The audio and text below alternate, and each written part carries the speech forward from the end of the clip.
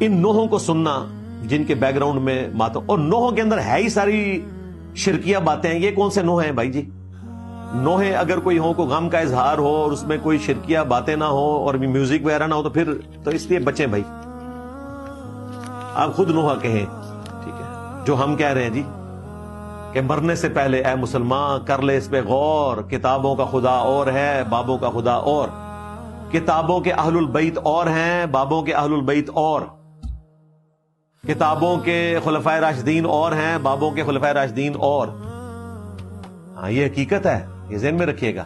نوحہ سننا جائز ہے یا نہیں؟ یہ جو نوحے چل رہے ہیں تو سب ڈرامہ بازی ہے، جھوٹ کے اوپر مبنی ہے. نوحے بھی نہیں ہے، وہ بزرگوں سے مدد مانگی ہوئی ہے. نوحے کی اگر کوئی جائز صورت ہے وہ تو صرف یہ ہو سکتی ہے کہ کسی نیک شخص کی وفات کے بعد اس کے لیے کوئی تعریفی کلمات کہنا.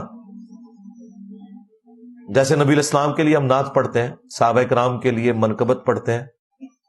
بخاری مسلم میں حضرت عمر کی میت پہ حضرت علی نے نوحہ پڑھا. نوحہ میں سمجھانے کے لیے بات کر رہا ہوں. نوحے کا مطلب کیا ہوتا ہے کہ میت کے اوپر اس کی تعریف کرنا. تو حضرت علی نے کی تھی،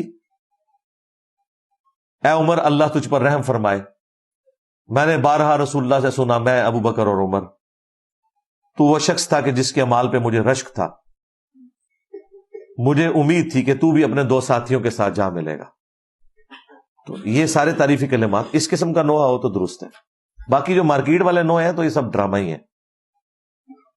نعتیں ڈرامہ ہو چکی ہوئی ہیں تو نوحوں کو تو چھوڑ دیں. نعتیں ہیں وہ شرکیہ الفاظ اور عجیب و غریب قسم کی کہانیاں اس کے اندر.